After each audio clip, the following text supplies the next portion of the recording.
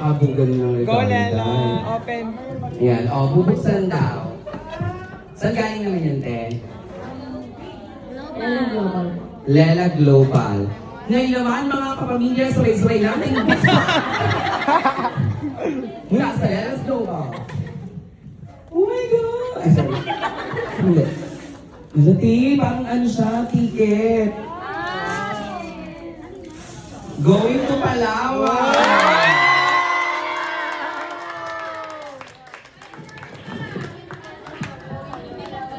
Pasabot!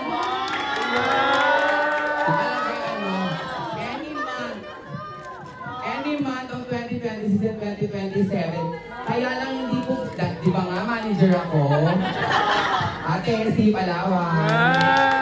Oh, thank you, Hindi. Di ba? May kasama ako dyan, te.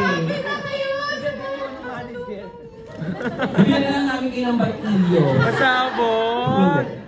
Ayan. Pare, masarap. So, ano ba? Meron pa? Wow! Ay, valid for 2. Nakalagay. Ano ba, te? Mag-leave na ba? Thank you po. Thank you so much. Dapat din for 5. Ang dami. May room na yan. Meron na. Ay, may room na ni. Sila na lang po yung hihintay pag free na po siya. Ako. Picture ko na lang. Picture, naiamin na dito. Ayan na, bubuksan din. Uy, bubuksan din, te. Okay na po. Ang kaya na naman, bongga. Taray. O, buksan na lang din yan. Kasi, huwag ka mag-alala kung busy ka sa mga projects mo, video call na lang. Pwede mo lang magpalawan. Ay, ano yun? Ano yan? Ay! Lamp! Ang ganda. Ang daming ano, papel-papel. Oh my God,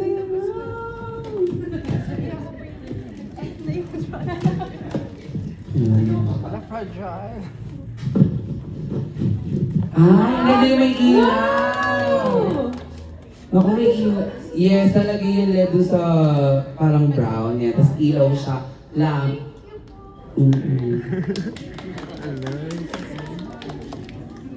Yes, ang ganda. Naku, maraming salamat ha. O, bawat group, photo off na. Diba? Pupunta dito sa gitna. Nakapag-gano'n na ba kayo kanina? Okay, tama. Sige. O, balik tayo sa mga pwesto natin. Tapos tawagin per table.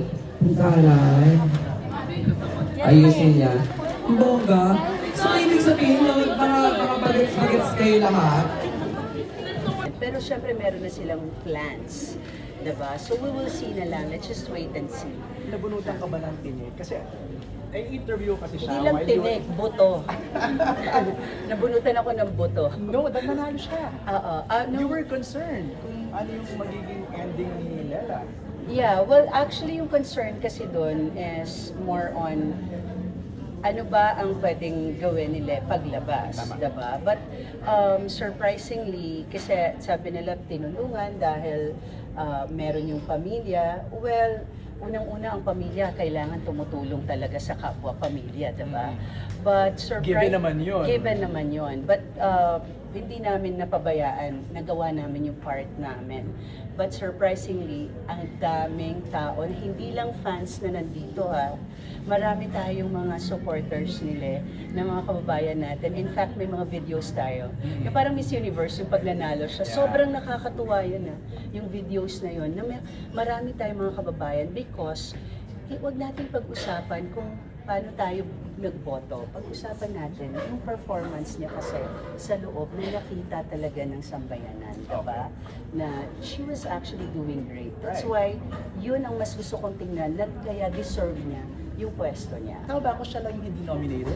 Ever? Yeah. Tama ba? Ano, hindi ka na-nominate for eviction. For eviction? Oo. Oo. Hindi siya na-nominate for eviction. She was proud of that. She was, Oh, sino naman ang hindi? Yeah, she was Diba? bragging about it sa mga interviews, ng mga Sobrang- events. diba? alam mo, may mga bagay na ganyan, pinagyayabang talaga natin. Kasi syempre, maganda naman siyang tularan. Okay. Alright, so ang Baptism of Fire mo, Lela, ay yung unang guesting ng PBB sa Showtime. No? Parang nag-tweet si Vice about toxic fandom. Ano yung 2 cents mo about it? Na parang may ilang fans daw na very, very toxic. No? Parang ang daming sinasabi, like bash or something like that. Ikaw, ano yung parang reminder mo to everybody? Ayun, yung ulitin ko lang din po yung sinabi ko ba sa Showtime na just always choose to be kind. Kasi wala namang, libre lang maging mabait at mapapagkakaibig sa mga tao. And yeah, just surrender and defend. Jesus loves you guys. So, ano na lang, just mas piliin yung mga mabuti at magdasal kayo. Carla, what are 2 cents mo daw sa sinabi ni Vice? Reminding everybody not to be toxic. Yeah, kasi lalo na ngayon, if nagsusupport tayo ng, kasi kabataan, we have to remember na yung edition nila are teenage, diba? Kumbaga kabataan literal. So, para naman, bago lang sila eh. Bago silang salta sa industriya, huwag naman natin gawing karumal-dumal yung magiging experience nila, diba?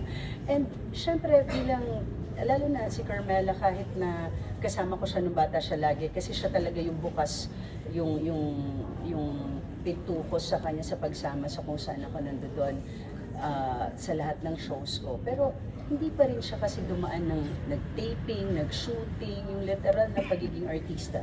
Hindi pa niya dinaanan. So, katulad nga ng sinabi ko, maganda naman yung performance niya kasi yung usapan namin, pagka hindi maganda performance mo doon, nandun ako sa pinto ng bahay ni Kuya, kinakatok na kita na, girl, lumabas ka na dyan, ngayon din.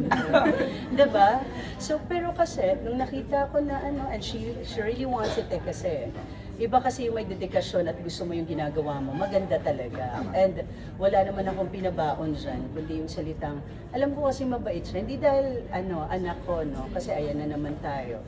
Hindi dahil anak ko, kilalanin natin yung mga anak natin. Kung kilala mo yung anak mo, nasa sayo yun kung papapasukin mo siya sa PBB or hindi. So dahil kilala ko si Carmela and I told her, anak, remember, ang sinabi ko lang sa'yo, mabait ka, yan lang ang baunin mo. Diba? Nangingi ka nga 3K nun eh. Hindi ko nga binigyan. Si 3K Wala namang to. tindahan sa bahay. Si 3K to eh. Talaga, mahingi ka ng Oo. Diba? So, nung sinabi ko, wala kang ibang babaunin kundi kabaitan mo lang. Tama. Tapos, kasi hindi ko alam kung ano magiging buhay mo araw-araw dun because I won't be there. Right. So, ang gusto ko lang sabihin, bigyan naman natin ng magandang experience yung mga bagong batang artista. Huwag natin silang buhayin sa negativity, bashing and all. Hindi na yan uso. You singled out one tweet. Yes, because ang kinagalit ko kasi doon, hindi lang ako na bilang nanay na inuutusan mong magpakamatay ang anak. Napakaraming nanay na may ganyang experience, diba? So, hindi lang isa. It's not just about them. Ang talagang naisip ko, yung mga nanay na talagang totoong may ganong dinaan. Right. Tapos ginagawa niyong katatawanan, ginagawa niyong makabash lang. Favorite food ni Lela?